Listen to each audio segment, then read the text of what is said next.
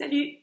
Aujourd'hui, je voulais te parler de nos rêves, de ce qui nous anime, de ce qui se passe quand on est un petit peu moins conscient, c'est-à-dire lorsque l'on dort. Donc voilà, quand on ouvre un peu plus grand les portes. Pourquoi est-ce que ça me semble intéressant d'aller regarder un petit peu les rêves? Parce que c'est quand même à ces moments-là où on a un relâchement tel qu'on a comme accès, en tout cas pour moi, à une forme de vérité, à une forme de connexion qu'on bloque quand on est conscient. Donc c'est un peu pour moi la richesse du rêve, hein. C'est aussi comme ça que c'est vu sur le plan psychanalytique, hein. C'est-à-dire que c'est une porte ouverte sur l'inconscient. Et quand on a la chance de se souvenir de ses rêves, finalement, on se souvient en quelque sorte de connexion à un ailleurs qu'on a mis en film, qu'on a mis en image, qu'on a mis en histoire, mais qui nous parle de quelque chose. En tout cas, ça fait vraiment partie de mes convictions, et pas que les miennes d'ailleurs, hein, mais heureusement, mais ça fait vraiment partie de mes convictions. Et du coup, j'ai mis en place des petites habitudes en ce qui me concerne quand je me souviens de mes rêves, ce qui n'est pas fréquent, hein. Donc quand je m'en souviens, je prends le soin et le temps d'y accorder une petite importance. Je conçois que si tous les matins on se réveille avec voilà, un nouveau film dans la tête, c'est peut-être plus difficile d'aller accorder du temps pour regarder ses rêves, etc. Mais enfin bon, une fois de temps en temps, je crois que c'est pas mal. Et face à ces rêves qui parfois n'ont ni queue ni tête, hein, bien souvent, j'ai développé une forme de grille de lecture ou d'analyse pour essayer de comprendre les éléments qui s'y trouvent et qui sont parfois des éléments prémonitoires. Alors, je pars toujours moi du principe que ce qui est valable pour moi peut être valable pour les autres parce que j'ai pas un équipement de base différent, hein. Donc voilà.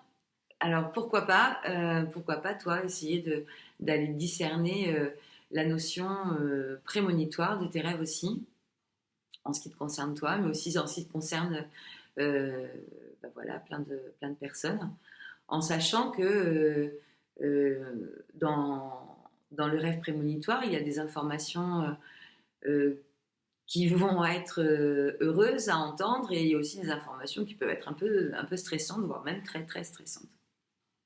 On ne va pas parler d'informations proposant des grandes catastrophes, hein. Ça, une grande catastrophe, par définition, tu la vois pas venir. Donc, on a rarement accès.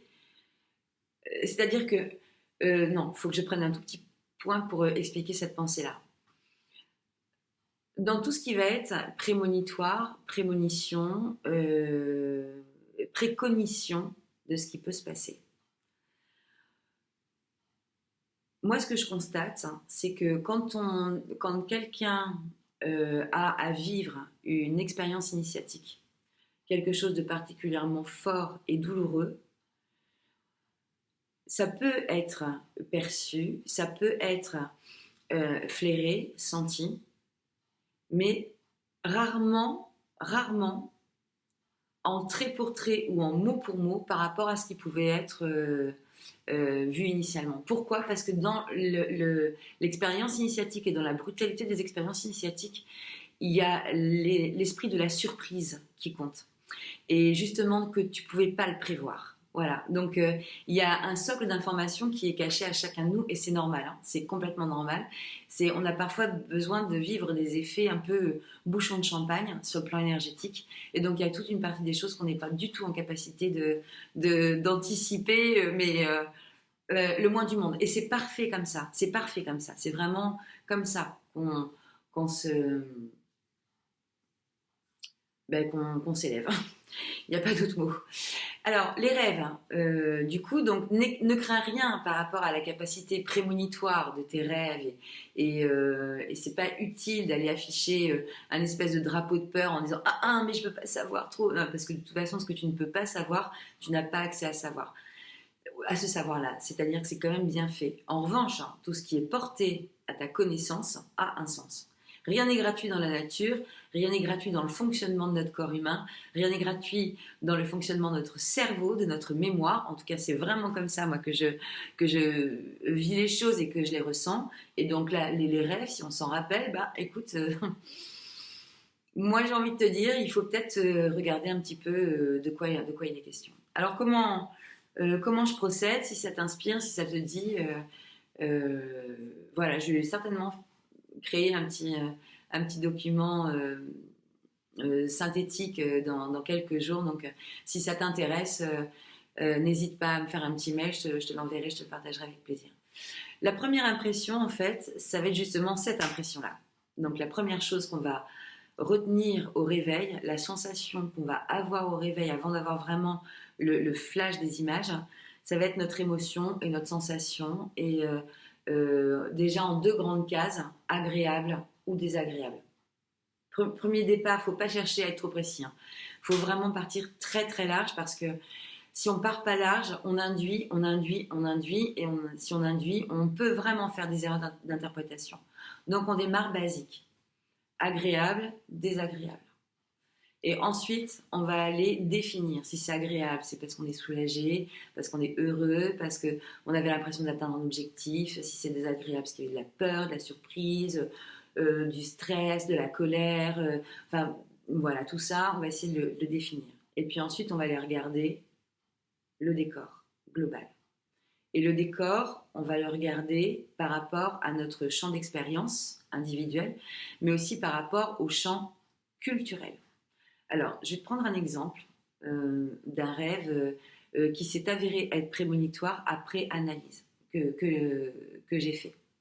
Alors, c'était le premier rêve prémonitoire que j'ai fait, j'étais adolescente, et ça a été un rêve qui a été très dans la prémonition. C'est-à-dire que j'ai vu un copain de classe qui se cassait la jambe à un entraînement de rugby. Et le lundi matin, c'était pendant un week-end, et le lundi matin, j'arrive au lycée et il était en béquille. Et donc j'ai compris que la scène était celle qui s'était passée réellement et on a eu l'occasion d'en parler.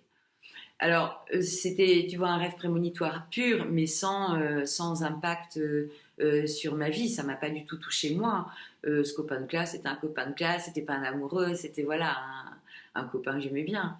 Il y avait pas de champ affectif particulier, il y avait pas de d'infos à rechercher en fait derrière. C'était plus le fait que je fasse ce rêve prémonitoire-là, qui était mon premier rêve prémonitoire, qui a été finalement informatif en tant que tel, si tu vois ce que je veux dire. Donc ça aussi, ça peut être arrivé par le passé. Tu peux avoir fait un rêve prémonitoire qui, en fait, est là juste pour t'informer que tu es en capacité de faire des rêves prémonitoires. Voilà. Donc, à voir comment ça résonne pour toi. Donc, je te prends cet exemple de rêve que j'ai fait il y a quelques années, avant que j'ai cette ouverture médiumnique très franche en tant que telle, mais enfin, en même temps, c'était autour de l'événement du décès de ma grand-mère et qui a agi pour moi comme, bah écoute, je ne sais pas comment, mais en tout cas de façon extrêmement surprenante. Voilà. Alors, ce rêve, j'étais dans la maison de ma grand-mère, en train de faire le ménage. On venait de vider sa maison 15 jours auparavant. Et j'étais agenouillée avec une pelle et une balayette. Et j'étais sur les... Voilà, c'était vraiment le carrelage de la pièce dans laquelle je me trouvais. Il y avait une certaine ressemblance de détails très frappant, très clair, en fait, très lucide. Je pense que j'avais jamais vu ce carrelage aussi précisément que dans mon rêve, d'ailleurs. C'était très étonnant, quoi. Et donc, j'étais en train de ramasser la poussière. Et tout d'un coup, je vois le déambulateur de ma grand-mère et ses chaussons. Je lève la tête, donc je suis comme ça, je suis agenouillée devant elle. Et elle me dit tu as raison, Virginie, ramasse la poussière. Les nouveaux arrivent. Et je lui dis ah bon, la maison est vendue? Et elle me dit oui. Et je sors sur le pas de la porte, sur sa terrasse, et je vois une voiture qui part dans l'allée. Et dans cette voiture, il y a ma tante chérie. Et à côté, il y a son mari qui est décédé il y a déjà quelques années. Et je vois cette voiture cette voiture qui part et qui quitte la maison. Ce qui est curieux, c'est que ma tante habite juste à côté. Donc il y avait quelque chose de curieux aussi dans toute cette symbolique-là. Et je me suis réveillée et j'ai commencé à regarder ce rêve. Alors déjà parce qu'il y avait la douceur du message de ma grand-mère qui me disait tu as raison, les nouveaux arrivent. Je ramassais les poussières, donc les poussières c'était vraiment un lien avec le passé, avec le fait de faire place nette, d'aller vraiment finalement les poussières, c'est les cendres, hein, c'est le retour à la terre. Hein, donc on parle vraiment d'une forme de transition, d'une forme de fin de cycle.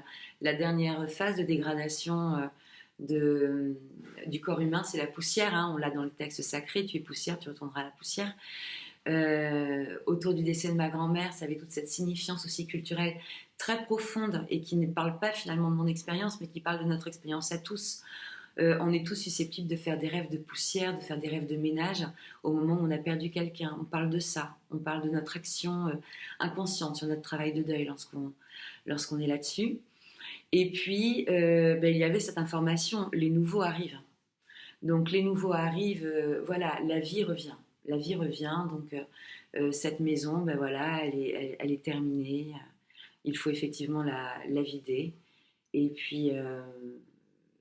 c'est ce qui s'est passé. C'est que le soir même où j'ai fait ce rêve, j'ai eu un appel de ma mère qui m'a confirmé que la maison était vendue. Voilà. J'ai eu cette confirmation-là.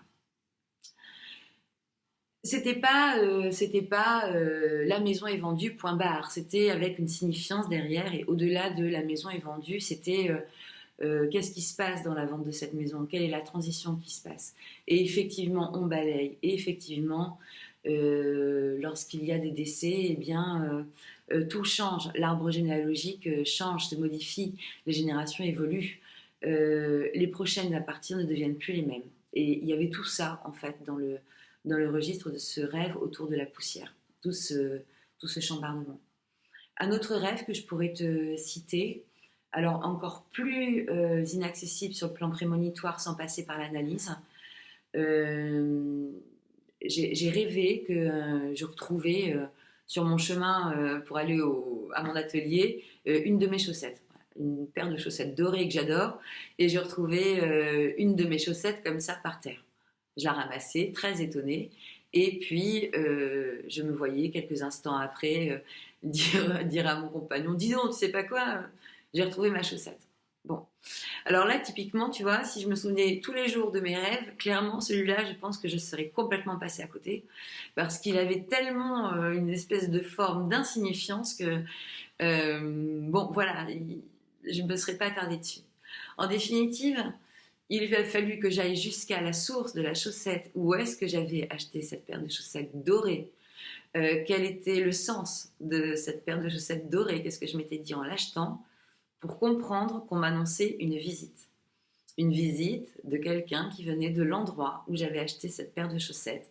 Quelqu'un avec qui j'ai un lien très spécial et que je m'entends très bien. C'est toujours un vrai plaisir de se voir. Et ça passait par l'intermédiaire de cette chaussette. Et c'était une surprise. Je ne pouvais pas anticiper cette visite. Voilà, c'était absolument impossible en l'état actuel des choses. Donc ça fait partie des choses qu'il est intéressant de savoir parce que même si à l'analyse de ce rêve de chaussettes, là, j'avais compris qu'il s'agissait d'une visite surprise, moi, mon émotionnel avait dit ah, mais c'est juste pas possible. C'était pas possible. La personne en question était censée être à l'autre bout du monde et donc vraiment impossible que de recevoir une visite surprise. C'était clairement impossible. Et donc dans l'analyse de mon rêve, moi j'ai eu une réaction de défense qui visait à ne pas verser trop d'espoir à cette hypothèse-là. Donc ça aussi, c'est quelque chose avec lequel je te mets en garde, entre guillemets, et encore une fois, là, tout est juste, hein, c'est de ne pas non plus aller y accorder une importance ou un intérêt si conséquent que ça. C'est-à-dire, regarde, observe ce que ça veut dire. Il faut pas, parce qu'on a toujours le risque de se tromper dans notre interprétation. Donc, c'est pas mal d'en avoir du coup 2 ou 3 sous le coude, tu vois. C'est qu'il n'y a pas qu'une seule façon de voir les choses. Il n'y a pas qu'une seule façon de bien faire les choses, et il n'y a pas qu'une seule façon de voir les choses. Donc, exerce bien, si tu fais cet exercice-là, si tu t'engages à ça, à proposer au moins 2 ou 3 interprétations de tes rêves. Sélectionne celle qui te parle le plus, mais ne perds pas de vue qu'il y a toujours plusieurs alternatives. Donc, pas de certitude à chaque fois. Laisser vraiment le champ ouvert à ça, c'est se donner une chance de toucher justement quelque chose de l'ordre de la vérité. Donc, c'est se proposer une expérience à soi qui est quand même assez rigolote. Parce que quand ce que tu as senti, quand ce que tu as flairé va se présenter à toi, tu comprends finalement un peu, oui, tu comprends même franchement comment on communique les uns les autres. Parce que finalement, quand on a des informations où on fait jouer plusieurs personnages à l'intérieur de nos rêves, quelqu'un quelque part reçoit la même information que toi dans le fond de son inconscient. Enfin, en tout cas, moi, c'est vraiment ce que je pense. Et que tout le monde a accès à ça. C'est un truc gratuit, hein, c'est la connexion au cloud sans passer par le moindre abonnement. J'aime bien hein, quand même. Hein. C'est quand même plutôt sympathique. Est-ce que je t'ai tout dit? Bien sûr que non. Mais on aura certainement l'occasion d'en reparler un petit peu plus tard. Je te propose du coup ce petit document PDF. Je le ferai d'ici quelques jours si ça t'intéresse d'avoir une petite trame.